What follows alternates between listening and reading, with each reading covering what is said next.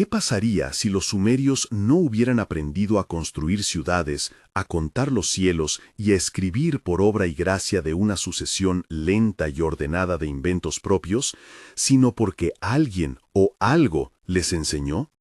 Imagina que sostienes en la palma de la mano una tableta de arcilla todavía tibia de la impronta de una huella que hace 5000 años dejó una historia. Sientes el grano, el surco del cuño y, de algún modo, aquel barro parece querer decir: esto fue enseñado, esto fue guardado. Estoy sentado en una sala de museo que ya cerró sus puertas. Las luces están bajas y solo una vitrina protege esa pequeña losa hecha para registrar cuentas, leyes o lecciones. Afuera, el desierto guarda su memoria en capas, adentro, la arcilla guarda la suya.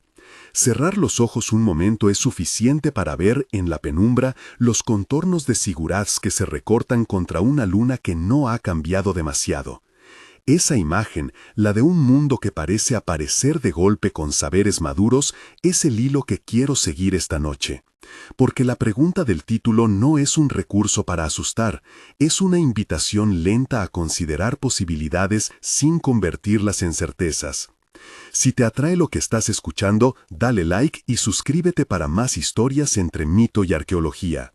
Lo que tenemos ante nosotros en las arenas y en los museos son hechos que desconcertaron y aún desconciertan a quienes los encontraron. Uruk, Eridu, Nippur, ciudades que emergen con una organización sorprendentemente depurada, zigurats que no son solo montículos, sino centros administrativos y religiosos con sistemas hidráulicos que implican planificación colectiva, y una escritura que aparece, en términos arqueológicos, de manera relativamente rápida, ya con una gramática funcional y aplicaciones administrativas completas. No es solo que los sumerios sepan contar o registrar tributos, es que disponen de códigos legales, recetas médicas, listas de reyes, tablas astronómicas y manuales técnicos escritos en arcilla. Esto plantea, con suavidad inquietante, una pregunta que a veces se formula en voz alta y a veces se deja como un susurro. ¿De dónde vino todo eso de golpe? Hay dos caminos para responder. Uno es el que la mayoría de los historiadores y arqueólogos han trazado, una evolución humana compleja, hecha de interacciones entre poblaciones, invenciones acumuladas y adaptaciones a entornos cambiantes. El otro, más tentador para quienes gustan de la especulación, plantea que parte de ese saber fue transmitido por agentes externos a la comunidad humana local, visitantes no humanos, supervivientes de algún pasado anterior o entidades descritas en textos como portadores de me, es decir, de conocimiento y orden. Antes de avanzar hacia lo oscuro o lo posible, tomemos calma y miremos la evidencia con los ojos abiertos. Las ciudades sumerias no son meras agrupaciones de casas. Uruk, en su fase más arcaica, muestra trazados regulares en algunos barrios, calles suficientemente anchas como para la circulación, arquitectura monumental que sugiere coordinación y una concentración de recursos que requiere administración central. Los arqueólogos, trabajando con estratigrafía y restos orgánicos, han reconstruido cómo el riego, la gestión del agua y el almacenaje de grano permitieron excedentes que sostuvieron a especialistas, escribas, artesanos, sacerdotes. La arcilla, moldeada con tokens y luego con signos en cuña, estaba allí para llevar la cuenta. Sir Leonard Woolley, en las excavaciones de Ur, encontró contextos funerarios y estructuras que para la imaginación moderna parecían sacados de un mito, tumbas reales, ofrendas, un orden social con claros estratos. Pero Woolley y sus contemporáneos no vieron un milagro tecnológico venido del cielo, vieron sistemas humanos complejos que emergieron de necesidades concretas, asegurar el alimento, regular el agua, negociar por recursos escasos. Los especialistas señalan que la aparición de la escritura está íntimamente ligada a la gestión administrativa. Llevar cuentas exige símbolos, simbolizar exige abstracción, abstraer exige tiempo y tradición compartida. Aún así, hay algo que detiene la respiración. La escritura sumeria no comienza como garabato ingenuo. Cuando aparecen las primeras tablillas con cuños, esas marcas ya sirven para múltiples funciones: contabilidad, textos legales, himnos, listas.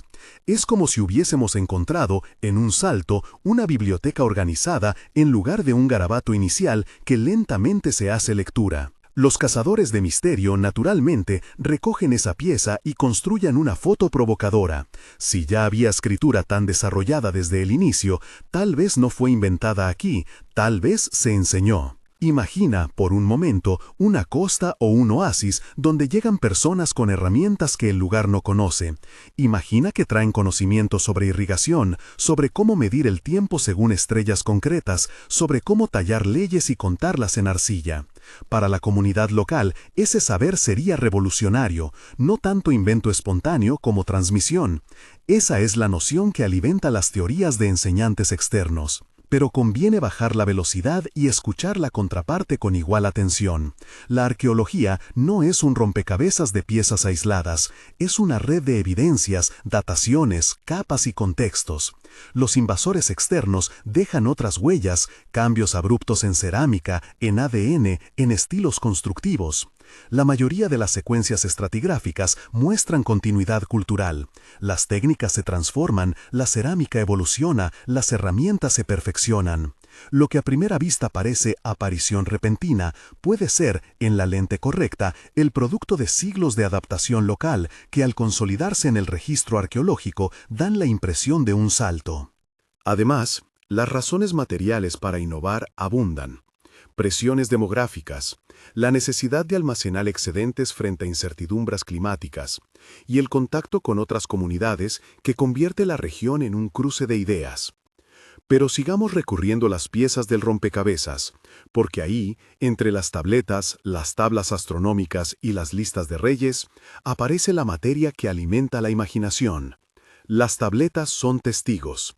Hay miles, de formatos diversos, pequeñas losas con cuentas, cilindros sellados con escenas, tablillas largas con listas. Una de ellas, la conocida como King List, es a la vez fascinante y desconcertante. Enumera una serie de reyes que habrían gobernado por periodos que rozan lo fabuloso antes de un cataclismo. Nombres como Alulim o Alalar aparecen ligados a reinados de miles de años, lo que muchos leen como lo que son en su origen, formulaciones míticas que otorgan legitimidad y memoria a una tradición. Pero también plantean algo más inquietante. Si la lista recuerda un tiempo anterior colapsado por una inundación, ¿puede contener un eco de sucesos reales que la memoria colectiva transformó en mito? Los historiadores ven en la King List un documento con varias funciones: político ritual, genealogía mítica y cronología fragmentada. Es una mezcla de memoria local y teología. La parte prediluviana puede ser catálogo simbólico. La parte posterior, con reyes de reinados plausibles, corresponde a la consolidación histórica que los arqueólogos sí pueden rastrear en estratos concretos. No por eso la King List deja de resultar un sedimento valioso. En ella se atisban capas de memoria que hablan de pérdidas, restauraciones y reorganizaciones sociales. La arcilla no solo guarda nombres, guarda ciclos. Entre las tablillas hay registros de observaciones astronómicas que sorprenden por su precisión. Uno de los temas recurrentes en las tablillas es Venus. Las secuencias que registran las apariciones y desapariciones de ese astro obedecen a un ciclo que hoy sabemos. La conjunción superior e inferior de Venus con la Tierra y el Sol se repite en patrones aproximados de 584 días. Registrar ese patrón exige paciencia prolongada y una mentalidad que funcione como un calendario, que relacione la observación nocturna con el cómputo administrativo. Plimpton 322 es otro ejemplo que captura la atención de quienes leen estas piedras.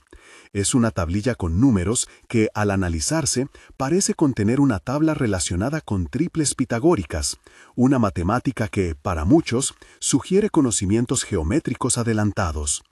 Los matemáticos y arqueólogos discuten su propósito. Podría ser una herramienta para arquitectos y agrimensores o una tabla pedagógica para enseñar relaciones numéricas.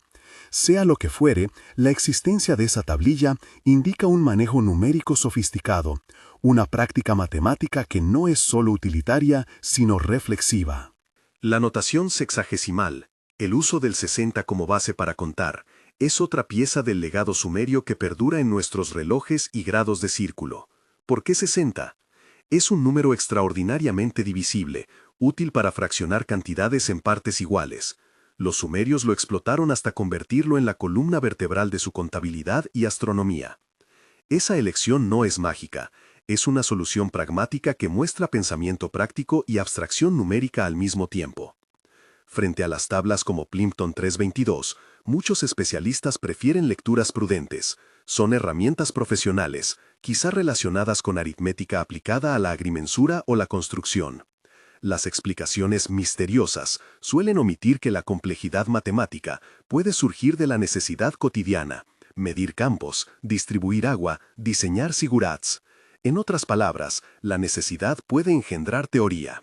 Pero si las matemáticas y la astronomía aparecen ya desarrolladas, si la escritura se usa para leyes, para recetas y para listas de reyes, la pregunta vuelve con insistencia: ¿cómo se acumuló y preservó tanto saber en sociedades que, por su propia naturaleza, podían ser expuestas a cataclismos, migraciones y rupturas? Aquí la geología levanta la voz. En la región que hoy llamamos la llanura mesopotámica, los sedimentos cuentan historias de inundaciones y de canales que se obstruyen y se rehacen.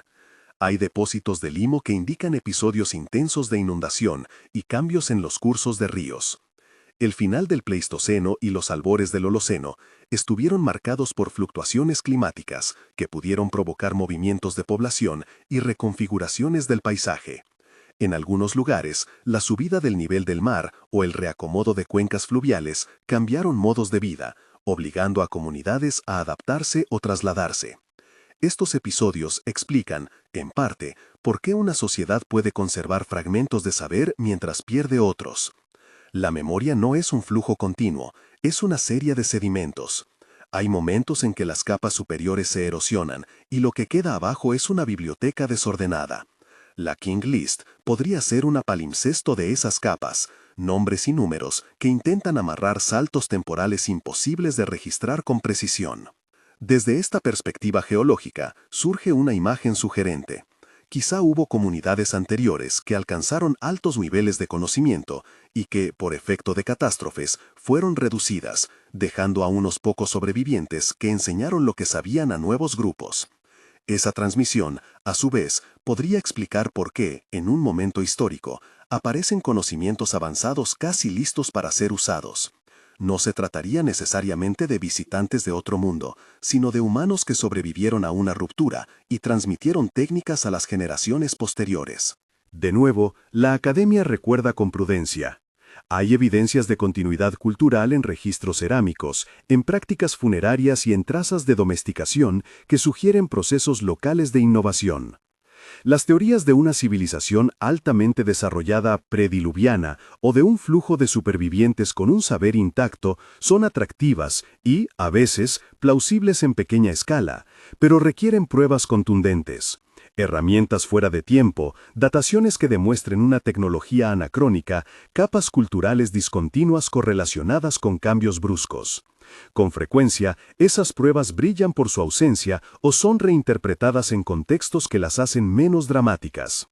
Mientras reflexionamos, las tablillas siguen hablando.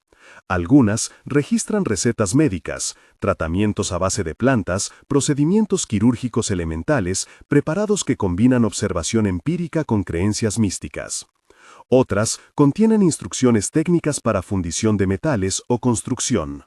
No es que los sumerios tuvieran una biblioteca universal, es que supieron codificar, registrar y transmitir saberes prácticos que, por su utilidad, se volvieron persistentes. Aquí conviene detenerse un instante en un objeto que siempre provoca más preguntas que respuestas: los sellos cilíndricos y la iconografía que representan.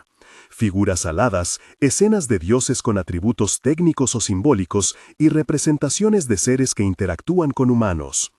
En las manos de algunos lectores modernos, esas imágenes son la prueba visual de la presencia de visitantes superiores.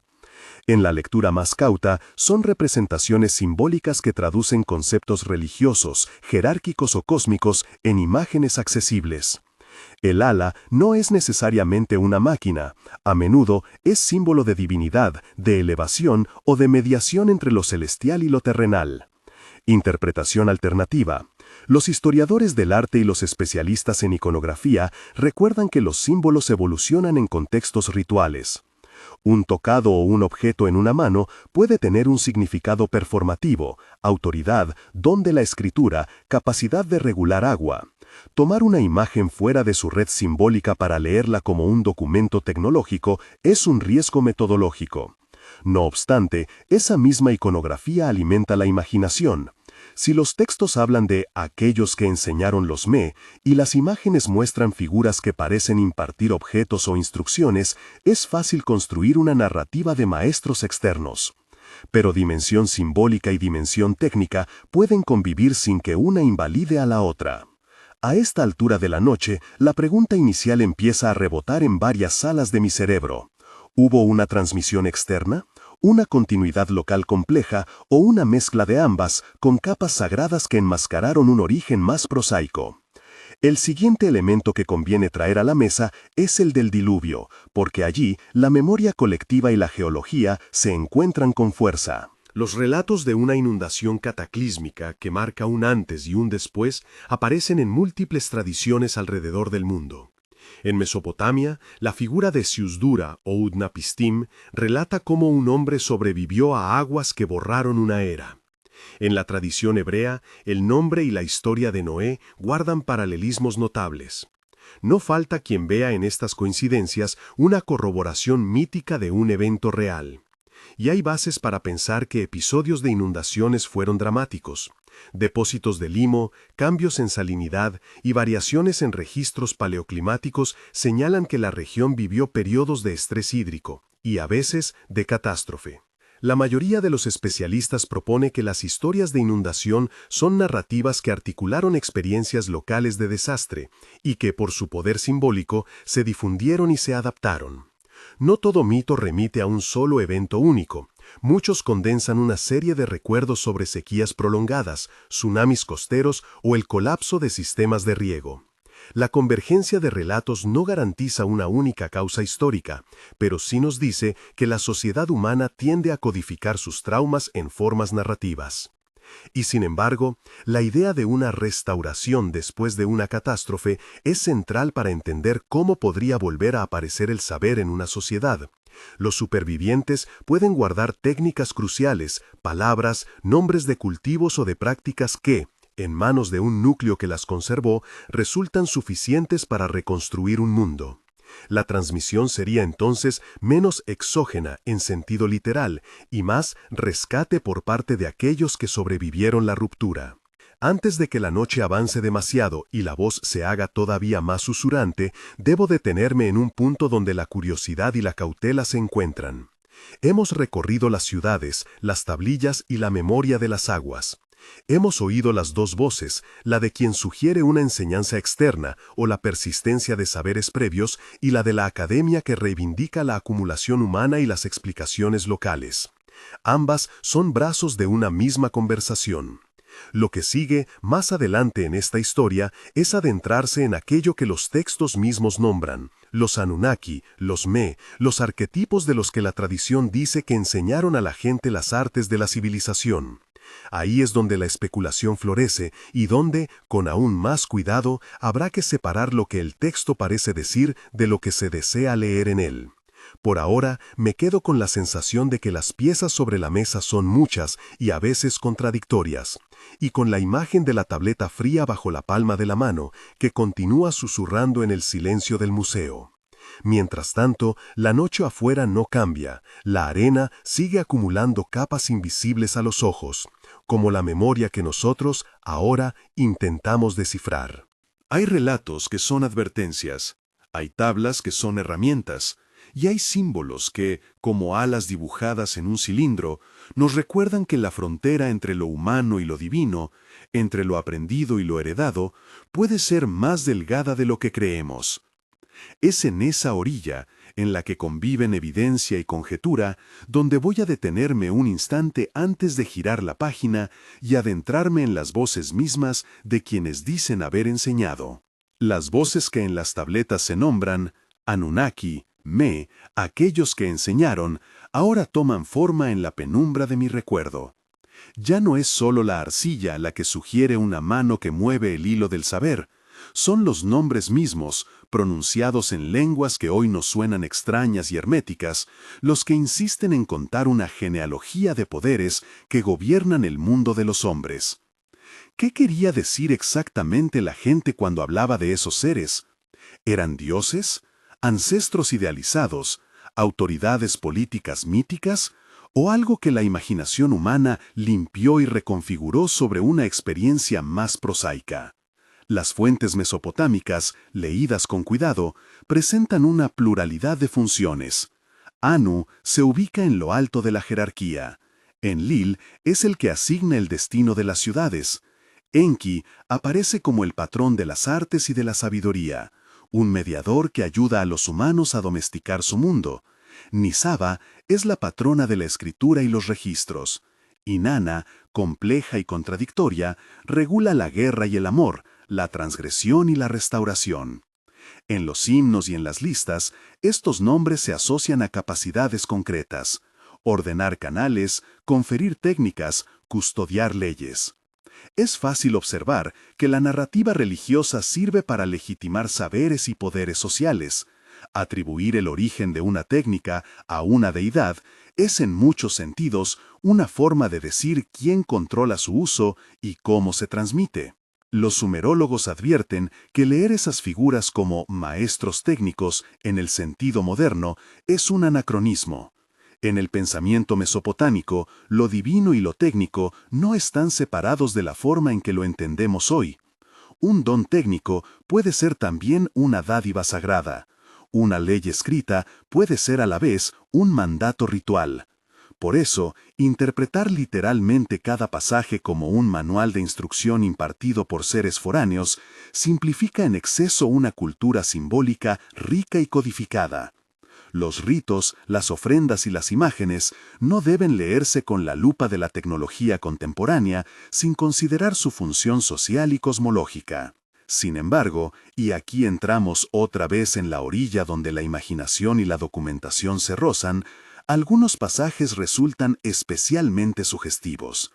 La palabra sumeria Me refiere en múltiples contextos a los poderes o decretos que hacen posible el orden civilizado, la escritura, el gobierno, la música, la costura, la ley. Cuando los textos cuentan que los Me fueron entregados o cifrados, la imagen que producen es la de un conocimiento codificado, una especie de conjunto de reglas que hacen funcionar las prácticas humanas. Eso abre la puerta a lecturas que ven en los Me una especie de paquete de saberes transferidos. Hipótesis. Imagina, por un momento, que los Me fueran transmitidos por individuos que, de alguna forma, sabían operar tecnologías o administrar recursos con una eficacia inusual. Para quienes los recibieron, la enseñanza habría tenido el mismo efecto que recibiría hoy un manual de ingeniería: convertir prácticas dispersas en procedimientos replicables. Desde esa perspectiva, los Me actúan como una memoria externalizada del conocimiento, una cápsula que permite restaurar técnicas tras una ruptura. No es necesario, para que esta imagen funcione, recurrir a seres extraterrestres. Bastaría con supervivientes humanos, de una fase anterior de complejidad social, o con comunidades que, por contacto, adquirieron conjuntos técnicos integrales. Pero la otra rama de la especulación, la que pregunta por visitantes no humanos, se alimenta de lecturas iconográficas y de algunas traducciones controvertidas. Autores como Zecharia Sitchin propusieron durante décadas que los Anunnaki eran literalmente visitantes de otro mundo que trajeron tecnología a los humanos. Su lectura combina traducción propia de nombres y pasajes con interpretaciones de imágenes como si fuesen reportes técnicos. Es importante decirlo sin ambages, la comunidad académica ha rechazado esa lectura en términos mayoritarios.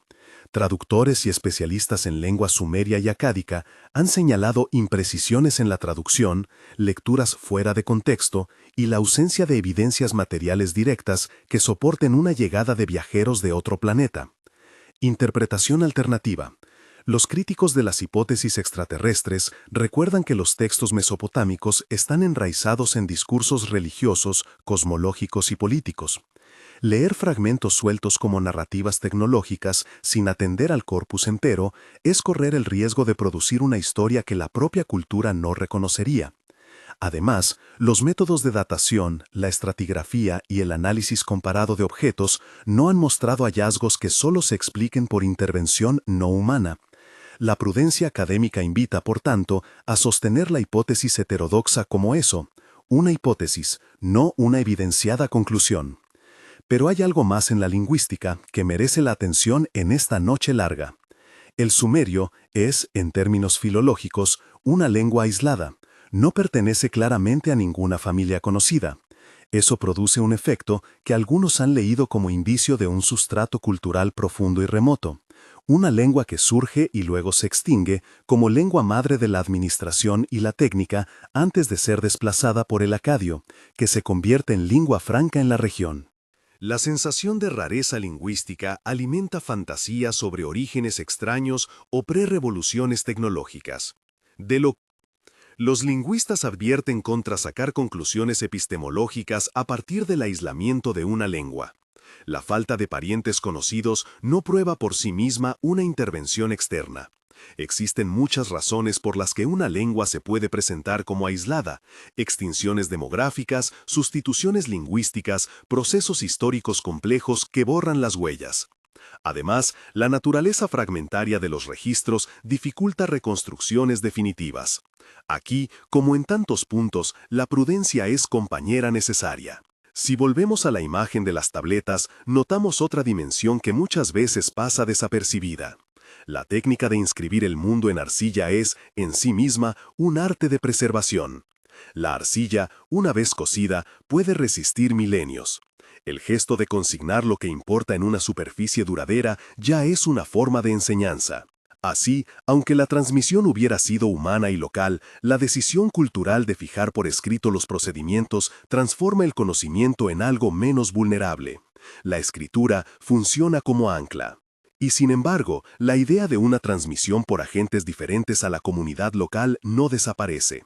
Hay testimonios en las tablillas que describen la llegada de seres que descendieron, o el arribo de personas que trajeron regalos de tecnología, el conocimiento de los astros y normas para la ciudad.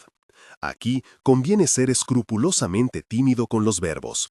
Los textos no detallan motores ni planos, describen presencias que, desde la óptica ritual y narrativa, actúan como mediadores entre el cielo y la tierra. El salto interpretativo, leer esos relatos como diarios de abordajes tecnológicos, es grande. Hipótesis. Si, no obstante, imaginamos que una forma de vida no humana, sea esta una etapa humana con capacidad tecnológica superlativa o un grupo de seres con biología y origen distinto, impartió saberes, entonces varios elementos del registro podrían entenderse de un modo coherente: la aparición relativamente completa de prácticas administrativas, la atribución de origen divino a ciertas técnicas y la presencia de imágenes que sugieren mediación entre niveles del ser. Además, la noción de restauración tras un diluvio encajaría con un escenario en el que los pocos que conservaron saberes los transmitieron de manera concentrada.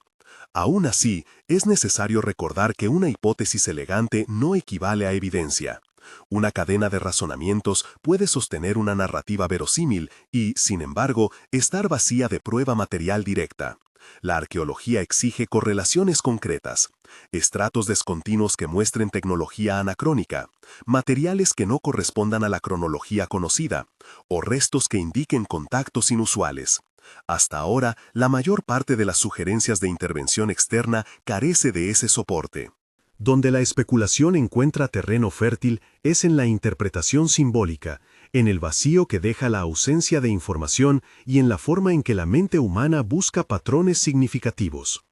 Esta conversación entre posibilidad y evidencia es central, y por eso vuelvo a la figura de Enki y su función en los relatos. Enki es descrito frecuentemente como un benefactor que guía a los humanos hacia técnicas útiles. Desde un punto de vista simbólico, eso dice mucho sobre cómo los sumerios concebían la relación entre conocimiento y autoridad. La técnica se vuelve legítima cuando es sancionada por una instancia superior. Desde un punto de vista hipotético, podría leerse como memoria social de figuras históricas o semi-históricas que desempeñaron funciones de transmisión. Ambas lecturas son útiles, siempre que se distinga la una de la otra. También conviene hablar de los objetos que han prendido la imaginación moderna: tablets con números, sellos con escenas, cilindros con relieves. La iconografía de figuras con alas, de seres a veces mayores que lo humano y a veces más cercanos, ha sido tomada por muchos como evidencia de tecnología representada. Pero la interpretación de las imágenes es un territorio resbaladizo. Los historiadores del arte piden constancia en el contexto. ¿Dónde aparece la figura alada? ¿Qué función tiene en la composición? ¿Está coronando a un rey o impartiendo un objeto ritual? Sin ese detalle, la lectura técnica queda coja. Interpretación alternativa. Además, la continuidad iconográfica en el antiguo Oriente Próximo es fuerte. Alas, rayos, asientos elevados, barcas celestes y símbolos de autoridad se repiten en distintas épocas y lugares. Eso plantea una hipótesis alternativa más simple. La iconografía refleja vocabularios simbólicos compartidos, no evidencia de máquinas o de visitas extrañas. La preferencia por lecturas tecnológicas puede deberse, en parte, a una mirada contemporánea que ve herramientas y artefactos incluso donde la cultura antigua proyectaba conceptos metafísicos. La noche avanza, y con ella la exigencia de nombrar las fisuras de la memoria. Si aceptamos que hubo momentos de discontinuidad, catástrofes, migraciones, malos años, entonces la posibilidad de que un núcleo de conservación intelectual haya sobrevivido y transmitido técnicas es real. Esa posibilidad es menos espectacular que la llegada de viajeros de otros mundos, pero no por eso menos fascinante. Imagina un pequeño grupo de personas que al retomar el mando de la ciudad sistematizan una tecnología dispersa y logran, en pocas generaciones, una recomposición de saberes. Eso explicaría muchos rasgos del registro sin requerir lo sobrenatural. Interpretación alternativa. Los detractores de las teorías de supervivientes altamente avanzados recuerdan que en la arqueología la mayor parte de las innovaciones surge de procesos acumulativos. La agricultura no aparece por un impartido milagroso, aparece por una serie de ensayos, errores y adaptaciones. Las instituciones de registro administrativo y la escritura crecen en esa matriz. También señalan que las dataciones radiocarbónicas, la cerámica y los restos domésticos muestran continuidades que contrastan con la idea de un colapso luminoso seguido de una restauración rápida a partir de un núcleo de expertos. En el centro de este debate late otra verdad más humilde: la fragilidad del registro. La historia no nos ha dejado un archivo completo, nos ha dejado fragmentos y a veces solo el eco de lo que fue. Los textos que nos han sobrevivido son una selección: textos administrativos, himnos que interesaron a los escribas de turno, memoriales de élites. Eso sesga nuestro acceso a la realidad cotidiana y profesional. Podemos encontrar manuales de metales o listas de reyes, pero la vida práctica, la conversación de los obreros, las decisiones rutinarias quedan a menudo fuera del registro. Esa fragilidad es, quizás, la razón por la que la hipótesis de visitantes no humanos es tan seductora. Se ofrece como tabla de salvación frente al vacío. Explica lo inesperado con una intervención externa. Pero esa misma seducción es peligrosa porque puede llevar a leer en las aguas quietas de la arcilla lo que queremos ver en ellas: motores, antenas, planos. La prudencia intelectual exige más bien dos cosas en paralelo: sostener la imaginación como ejercicio legítimo y colocar al lado la lupa crítica, que coteje cada afirmación con la evidencia. Antes de llegar al punto final de esta noche, conviene subrayar una dimensión ética y moral de la pregunta. La historia del conocimiento no pertenece a un pulcro museo de objetos estáticos, es una práctica viva, convencedores y excluidos. Atribuir todo el origen del saber a maestros externos puede desposeer a las comunidades de su agencia histórica. Puede transformar procesos complejos de innovación en relatos en los que los locales son meros receptores pasivos. Eso tiene implicaciones políticas y culturales. Negar la potencialidad creativa de las sociedades antiguas es, en cierto modo, continuar la lógica colonial que midió el mundo por lo que una cultura hizo por sí misma versus lo que habría recibido. Interpretación alternativa. Por eso, muchos estudios contemporáneos insisten en recuperar el protagonismo de las sociedades no europeas en la historia del pensamiento técnico. Rescatan la capacidad de los artesanos, la circulación de saberes a través de matrimonios, redes comerciales y migraciones, y la creatividad que brota en contextos de necesidad. Esa perspectiva no niega que haya influencias externas, simplemente las incorpora en redes de intercambio más complejas y menos jerárquicas que la noción de maestro superior que impone saber. Entonces, ¿dónde nos deja todo esto si regresamos a la pregunta que comenzó la noche? ¿Y si los sumerios aprendieron su conocimiento de visitantes no humanos? La respuesta que puedo ofrecer ahora es doble y contenida. Es una posibilidad que merece atención como hipótesis narrativa, y es una hipótesis que, en términos de evidencia material y filológica, no se sostiene como conclusión principal. Hay argumentos potentes que la sugieren y contraargumentos sólidos que la desestiman. Lo responsable es mantener ambas cosas en tensión, la maravilla de pensar en lo extraordinario y la responsabilidad de no sustituir la maravilla por afirmaciones sin pruebas. Quizá lo más interesante de esta pregunta no es su veracidad última, sino lo que nos obliga a considerar. Nos obliga a mirar cómo se construye la memoria colectiva. Nos fuerza a pensar en la fragilidad del saber. Nos recuerda que las sociedades han sobrevivido a rupturas y que la transmisión del conocimiento puede tomar formas inesperadas. Nos invita a preguntarnos por la relación entre mito y técnica, entre rito y manual, entre lo que se explica y lo que se simboliza. Y en un plano más íntimo, nos coloca frente a la imagen que comenzó esta noche, sostener una tableta fría en la palma de la mano y sentir la huella del pasado. Esa sensación nos dice algo sencillo y profundo: la curiosidad humana permanece.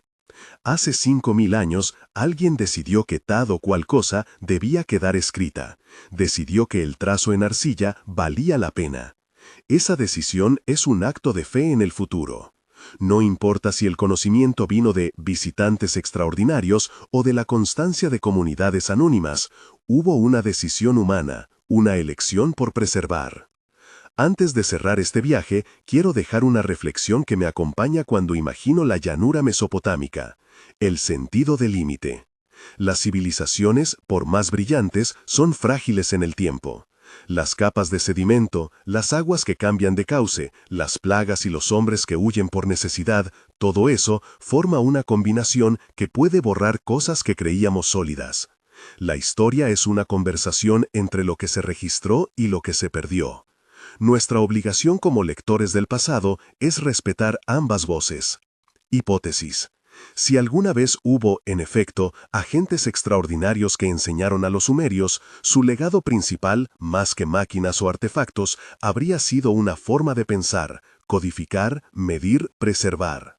Lo que de verdad nos llega hoy no es un robot enterrado en la arcilla, sino un hábito de la mente que convirtió la experiencia en registro.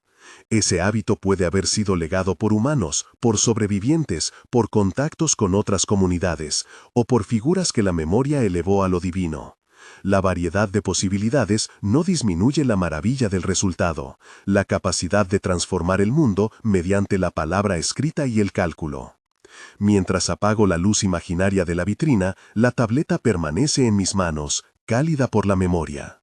Afuera, la arena recoge otra capa que nadie leerá. Adentro, la arcilla susurra, como lo ha hecho durante milenios, que lo que importa es que alguien se tomó la molestia de anotar. Ese gesto, pequeño y radical, nos permite esta conversación nocturna, nos permite imaginar, dudar y soñar. Si te ha gustado este viaje entre mito, evidencia y posibilidad, comparte desde donde lo escuchas y suscríbete para acompañarte en la próxima historia para dormir. Ahora cierra los ojos con la imagen de la tableta bajo la luna, escucha cómo el silencio del museo vuelve a susurrar y deja que la pregunta ¿y si los sumerios aprendieron su saber de visitantes no humanos? Se derrame como un último rumor antes de dormir, sin urgencia por una respuesta, pero con la hermosa necesidad de seguir preguntando. Buenas noches.